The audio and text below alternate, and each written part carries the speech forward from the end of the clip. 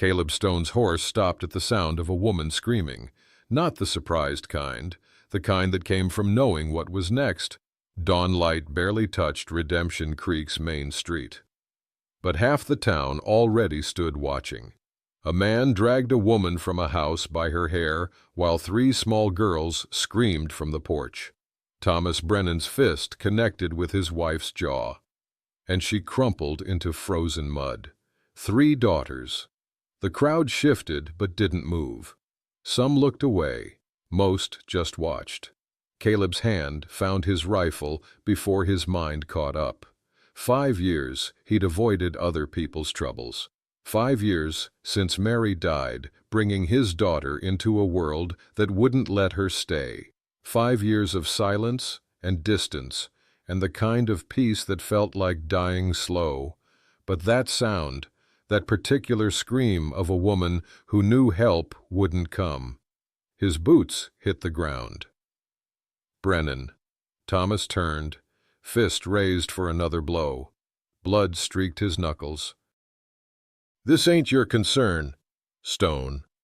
Caleb walked forward, rifle loose in his hands. "You're coming with me," he said to the woman. The street went silent. He lifted Sarah Brennan, though he didn't know her name yet, onto his horse. She weighed nothing. Her split lip leaked blood onto his coat sleeve. The 3 girls on the porch stared with identical wide eyes. "Come on," he said quietly. The oldest grabbed her sister's hands and ran. Thomas lunged. Caleb's rifle barrel stopped him cold, pressed against his chest. "Touch them again," Caleb said, voice flat as winter ice, "and law won't matter." He mounted behind the girls, Sarah in front, holding the youngest. The crowd parted like water around stones.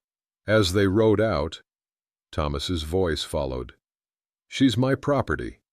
Caleb didn't look back, but his hands shook on the reins, not from fear, from something breaking open inside him that he'd kept sealed for half a decade. The woman whispered through broken teeth, "Why?" He had no answer, not one he could speak aloud.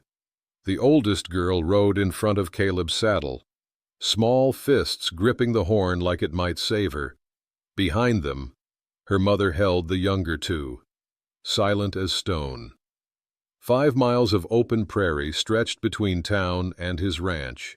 Wind cut across brown grass, and the temperature dropped with the failing light. Caleb kept the pace slow for the children. The middle girl finally spoke. "Are you going to hurt Mama too?" Sarah's body went rigid. Caleb stopped the horse. He dismounted and knelt, bringing himself to the child's eye level. 5 years old, maybe. Bruises on her arms shaped like fingerprints. "No, ma'am," he said. "Nobody's going to hurt anybody anymore." The girl studied his face with an intensity that made his chest ache. Finally, she nodded. Sarah watched him with something between hope and disbelief. They rode the rest of the way in silence. And his ranch appeared as the sun touched the horizon, a half-finished cabin, a barn twice its size, and nothing else for miles.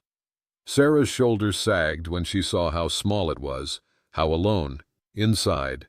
The cabin held one room, clean but sparse, a bed, a table, a fireplace cold for months. "You take the cabin," Caleb said, gathering blankets. "I sleep in the barn." Sarah stood frozen in the doorway, her daughters pressed against her skirts. "What do you want from us?" He couldn't meet her eyes. Nothing, just needed doing. Men don't do nothing for nothing. Maybe they should start. He left before she could question further, crossing to the barn with his blankets and the weight of 3 pairs of eyes on his back. Night fell fast. Through the cabin window, Sarah watched lamplight flicker in the barn. She barricaded the door anyway. Old habits died hard. But for the first time in years, She slept without fear of footsteps approaching in the dark. The sound of children's laughter hit Caleb like a bullet he'd been waiting 5 years to catch. Morning sun slanted through the barn. He'd barely slept, listening for riders from town. But what woke him was something worse than danger. It was joy. The 3 girls played in the yard, chasing chickens. The oldest showed her sisters how to scatter feed. Their laughter rang clear and bright. Mary had laughed like that. Pregnant. Standing in this same yard, talking about the daughter they'd name Rebecca, about the family they'd build. 3 days after the stillbirth, fever took Mary too. He'd buried them on the hillside and hadn't heard laughter since. Sarah emerged from the cabin. She looked small in daylight, bruises vivid against pale skin. She saw him watching and ducked her head. "Thank you for—" The youngest girl's cry cut her off. Caleb was moving before Sarah could react. The 2-year-old burned with fever, her small body shaking. Yesterday's cold ride, the trauma, the fear, it had all caught up. "She needs medicine," Sarah said, voice cracking. "But the town, I'll go." "No," Sarah grabbed his arm. "They'll kill you, or worse. They'll follow you back. I'd rather lose a daughter than be responsible for your death." The words hung between them. Rather lose a daughter. He knew that particular choice, knew how it haunted you. "I already lost a daughter," Caleb said quietly. "Not losing another." He saddled his horse while Sarah begged him to stay, but he was already gone, riding toward the town that wanted him dead. The general store owner tried to refuse service. Caleb paid triple price for medicine, food, fabric. The man's wife, a soft woman with sad eyes, leaned close as she wrapped the parcels. "Thomas is rallying men. They'll come for her. Let them come." He rode back fast, administered the medicine while Sarah held her daughter and wept. That night, fever broke. The child slept peaceful for the first time. Caleb sat by the fireplace, staring at a small carved wooden horse on the mantel. His hands had made it for a daughter who never breathed. Sarah found him there. She didn't speak, just sat beside him in the quiet. "Rebecca," he said, the first time he'd spoken the name aloud in 5 years. "My daughter." Sarah's hand hovered near his, didn't touch, but the comfort was offered. They'd crossed some line, bound now by shared grief and chosen risk. Outside, wolves howled. Winter wasn't finished with them yet. Habit, Caleb had learned, was the enemy of grief. Routine was its cure. Days found their rhythm. Sarah cooked and organized the chaos of bachelor life. Caleb taught the oldest girl, Emma, to ride. The middle one, Rose, gathered eggs without fear. The youngest, May, toddled after him, calling him KK. The walls between them eroded through normalcy, but the outside world noticed. The preacher arrived on Sunday, Bible in hand and judgment in his eyes. "You're harboring another man's wife, stone, breaking covenant." She was dying, still breaking covenant? The law says, the law stood and watched her beaten in the street. The preacher left without blessing the house. At the general store, prices doubled. Neighbors who once waved now turned away. The town was choosing sides, and he stood alone. One evening, Emma approached while he mended fence. "Can we stay forever?" The question caught him sideways. He looked toward the cabin where Sarah hung laundry. She watched them, and he knew the question was really hers. "I don't know, honey." "I hope so," Emma said. "You got kind eyes." "Not like Papa." That night, working by lamplight, Sarah's hand brushed his passing leather tools. Both pulled away, but the charge remained. "Why'd you never remarry?" she asked. Figured I'd used up my chance at family. Sarah was quiet a long moment. Maybe you get more than one. Before he could answer, hoofbeats approached. 3 riders stopped at the property line, Thomas and 2 men from town. They didn't cross onto his land, but they made their presence known. Caleb stood on his porch, rifle visible. The men left. "What happens?" Sarah asked softly. "When they stop, just looking." "We'll find out." But his jaw was set, and she recognized the look. A man preparing for war. The storm that trapped them together was the gentlest thing to happen in either of their lives. Late March, blizzard hit hard. 3 days of wind and snow. The world disappeared behind white walls. Inside the cabin, proximity forced intimacy they'd carefully avoided. First day, they maintained careful distance. Second day, the girls adapted, playing games while adults circled each other like wary animals. Third day, the girls slept and they finally talked. Thomas wanted sons, Sarah said, staring at the fire. For the farm he inherited, first daughter was disappointment, second was rage, third was when he broke completely. Her voice stayed level, but her hands shook. "He said I was cursed. Maybe I am." "You're not cursed. 3 daughters and not 1 son. What kind of woman? The kind who kept them alive." Caleb leaned forward. "The kind who stood between him and them even when you knew what was coming. That's not cursed. That's courage." Sarah's eyes filled. "Why did you save us?" Now it was his turn. The story came rough. Words he'd never spoken aloud. Mary dying. The doctor making him choose, save the wife or the baby. Him freezing, the doctor choosing, both dying anyway. "I brought her to this hard land," he said. "Killed her with my dream of a ranch." "No." Sarah's voice was fierce. "The land didn't kill her. Childbirth did.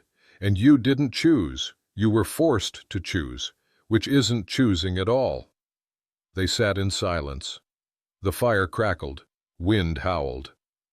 "When this is over," Sarah said, "if we survive it, what happens to us?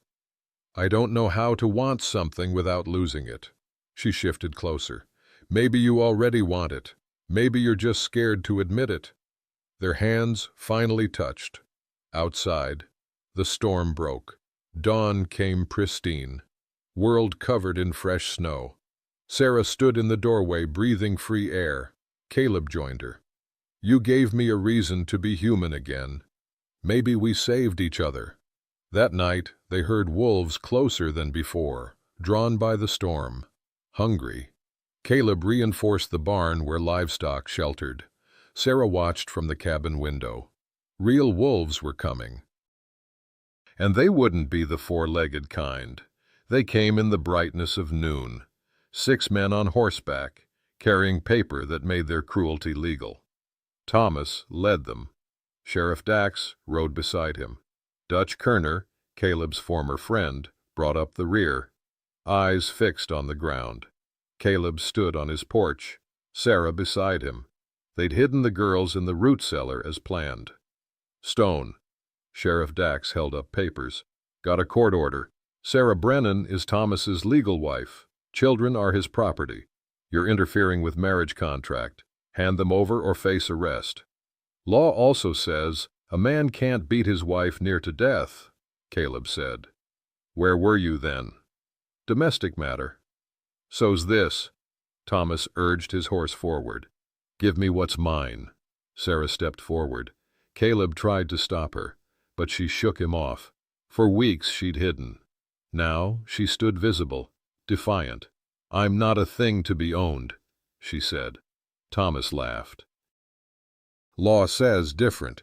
He dismounted, grabbed her arm. Old habit. Sarah flinched but didn't fight. Then May's voice came from the root cellar, frightened. "Mama?" Emma burst out, running to her mother. Thomas backhanded the 8-year-old child. Emma fell. Everything stopped. Caleb's rifle came up, cocked. Thomas froze. Sheriff reached for his gun, but Sarah stepped between them all. "Enough. I'll go. Just don't kill each other over me." Emma stood, blood streaming from her nose. "Mama, no. Mr.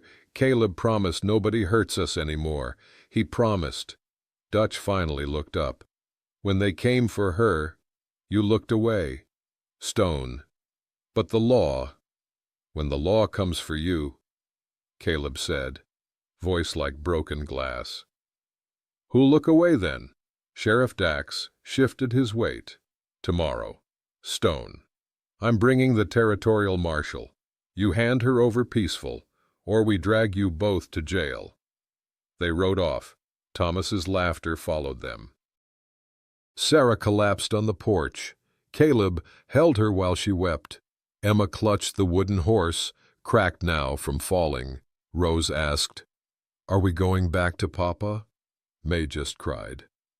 Caleb looked at his empty land and knew tomorrow everything ended, one way or another. Night was when the wolves inside howled louder than the ones outside. Midnight found Sarah in the barn doorway. "We run, tonight. Take the girls. Head west to California. Disappear." "No. You'll let pride get you killed. Get us all taken?" Caleb stood, faced her. "Not pride, principle. Some things you stand for. And I'm supposed to watch you die for principle? Would you rather teach your daughters that cruelty wins if it's loud enough?" The argument hit hard. Two people terrified in different directions. Sarah's fear against Caleb's conviction. She accused him of playing hero with their lives. He asked if running was really living. They separated to different parts of the ranch, both raw, alone in the barn. Caleb stared at his hands. "What if I fail them like before? What if tomorrow I lose everyone again?" In the cabin, Sarah watched her daughters sleep. "What if fighting costs him everything? How do I live with that?" Dawn came slow. The girls woke, found their mother crying. They gathered around her, small arms, fierce hearts. Then Emma took her sister's hands and walked to the barn. They found Caleb sitting in the straw, head in his hands. May climbed into his lap without asking. Rose presented a drawing she'd made at night, all 5 of them holding hands, with family printed in crooked letters. Emma said, "Mama's scared, but we're not when you're here. If we run," she continued, "we're always running. You taught me that. You said sometimes you stand your ground." Sarah appeared in the doorway, saw Caleb holding her daughters, his family now, chosen and claimed. She knelt beside them. "I was wrong. We fight." Together. Caleb made a decision, sent his fastest horse with a message to Judge Harlan. 2 counties over. The judge owed him a life debt from years back. Long shot, but a chance. They spent the morning preparing, fortifying doors, stocking supplies, creating hiding places. As the sun climbed, dust rose on the horizon. The marshal was coming, but maybe, just maybe, so was the judge. They came at noon, when shadows were shortest and truth had nowhere to hide. 12 riders this time. Thomas, Sheriff Dax, Territorial Marshal Crane, 9 townsmen forming a mob, legal and extra-legal force combined. The girls hid in the root cellar. Caleb and Sarah stood on the porch together, visible, defiant. Marshal Crane was a hard man with harder eyes. "You're ordered to surrender, Sarah Brennan. Refuse, and you're arrested for kidnapping and interference with marriage contract." Caleb started to speak, but Sarah stepped forward. Her voice shook but grew stronger with each word. "You call it law. I call it permission. Permission for men to break women and call it marriage." She pointed at Thomas. He beat me for giving him daughters instead of sons. Beat me in the street while you all watched. Where was the law then? Some men shifted uncomfortably. Others hardened. Thomas screamed she was lying. Marshall raised his hand to enforce the order, and stopped. Another dust cloud approached, fast. Judge Harlan arrived with 2 federal deputies.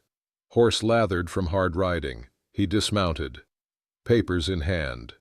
Marshal Crane, I've reviewed this case. His voice carried like thunder. Territorial law allows marriage contract nullification for sustained cruelty and documented abandonment. I'm charging Thomas Brennan with aggravated assault. The legal ground shifted. The mob's confidence cracked. Furthermore, Judge Harlan continued, any man who raises hand against a woman or child in my jurisdiction will answer to federal law, not just territorial custom. Thomas, humiliated and facing jail, made a desperate lunge at Sarah. Caleb intercepted. They went down fighting, brutal and close. Caleb's fist connected once, twice. Thomas fell, defenseless. Caleb could have killed him. Everyone saw it, his fist raised for the final blow. He stopped. No, Caleb said, breathing hard. You don't get to make me like you. Marshall arrested Thomas. Mob dispersed like smoke. Dutch approached, hat in hands. I was wrong. I'm sorry. Caleb nodded. Didn't forgive yet, but acknowledged. As men rode away, Emma, Rose, and May emerged from hiding. May ran to Caleb. Did we win? He lifted her. This child who'd claimed him. Yeah, little one. We won. Sarah met his eyes across the yard. Relief, gratitude, love blazing unspoken. Judge Harlan stayed to finalize papers. You're free, Mrs. Brennan, legally, completely. What now, she asked. Caleb answered, now we live. Spring came late to Montana, but when it arrived, it came in a rush of green that made you forget winter ever existed. 6 weeks after the confrontation, the world transformed. Legal proceedings concluded, Thomas imprisoned. Sarah granted dissolution. The community slowly shifted, some ashamed, some still bitter. Most just moved on, but Caleb and Sarah didn't need approval anymore. The cabin was finished. 2 bedrooms added, furniture built, curtains sewn.